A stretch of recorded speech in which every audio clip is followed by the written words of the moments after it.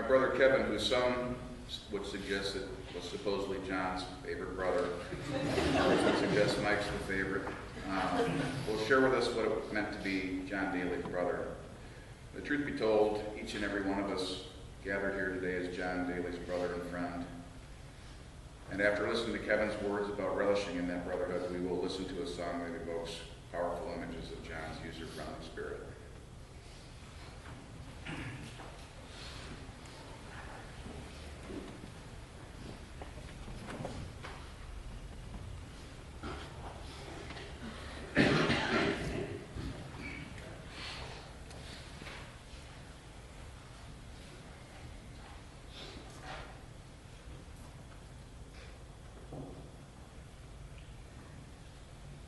Leave it to John to pick out an Irish song that would be his favorite based on how many times they said Johnny.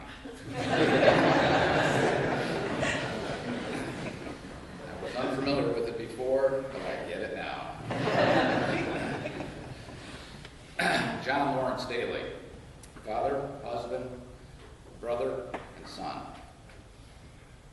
Aviator, writer, comedian, friend, confidant, military strategist, political analyst, and hero.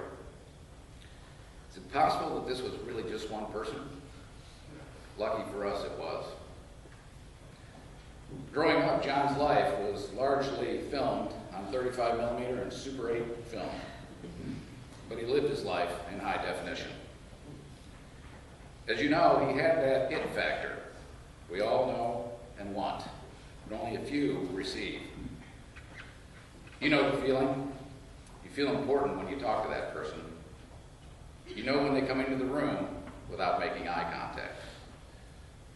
You stand up straighter when you're talking to them. And you don't walk away without a good reason because you're afraid you're going to miss something very special. This is why you always sought him out at a social gathering first. He was the straw that stirred the drink. But if you wanted to get in the mix, be careful. Ian Murphy, John's friend, once said, "You can come on over to the house if you like, but you better wear a cup, because the Dailey boys take a lot of shots on goal." John was the selfless one that made sure that everyone else was taken care of first and foremost, with no thought of reciprocity. He worked to elevate your self-esteem and your confidence up to where it belonged. Without preaching, and without even knowing it, you were getting nudged. Never to the side, always up. His unique method in doing so was listening. Just listening. Thoughtfully and without a desire to talk, as soon as you stopped speaking. He made you comfortable first, interested second, and simply better third. His command of the English language was quite uplifting. He spoke at a level that would make you listen to every word.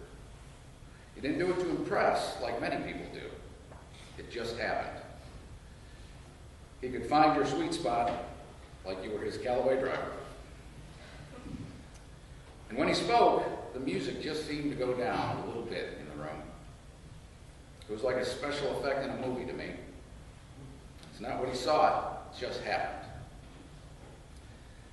I can tell you, in times of difficult decisions and choices, I would often wonder aloud, what would Johnny do?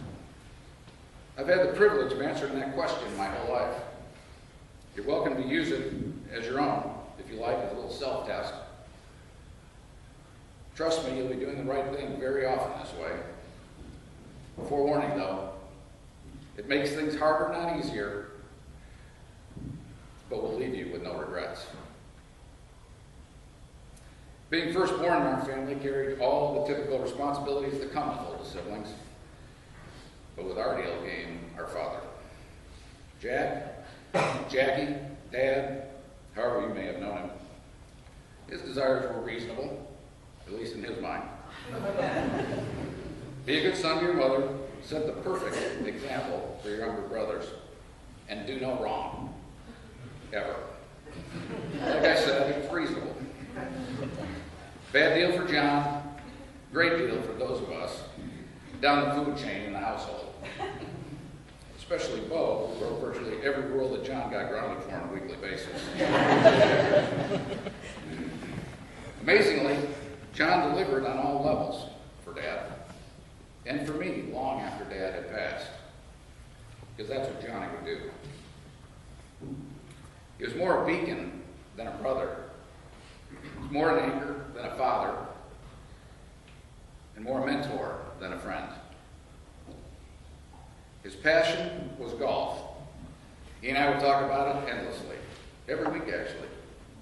We're probably the only two knuckleheads in the world who would actually call each other to talk about a good session at the driving range. I can't tell you how many times we each had identified the holy grail of the golf fix together. In many brief shining moments, we were actually ready for the pro tour. Of course, a week later, our search would begin anew. He often referred to us as the Hook Brothers. Duck and snap. Because after all that talk, those were the only two shots we ever actually mastered. His was a smooth swing that often found the fairway. He often rebuffed my advice to put a little violence into that baby. He would say finesse and smooth delivery are the keys. The money was in the short game. We'll continue that discussion someday because that's pure crap. Drive for show, I say. And I know golf because I learned golf well in a consistent stream of $20 payouts to him after each round. As John moved through life, the Naval Academy became a dream for him. A dream come true, thankfully. He lived it and he breathed it, and he loved it. Remarkably, he made us all love it too. Doug covered these years quite nicely, but I need to say that I had a slightly different view of the academy as a 10-year-old kid. I saw my brother whisked away from our house early one summer without warning and returned to us around Christmas time with a very, very bad haircut. Even by Marmion standards, it was bad. And it struck me that this was much more a hostage situation than a college experience. I was unamused by the place, but the deal was done. It was up to me to change, not him. While he was at the academy, he learned some amazing life skills, like tabletop hockey, Schlitz drinking games, and the art of the 3-minute nap. He and Mike learned how to box at the academy, so Bo and I had to learn how to box when they got home. And we did. In the living room when Merce and Jack were out for the night, out with the living room furniture, on with the Everlast gloves. I'm afraid he taught me how to hammer Bo mercilessly, and Mom was none too pleased about that. At least that's how I remember it. Turned out it would be a great thing that he learned to fight so well at the academy because a larger fight loomed ahead.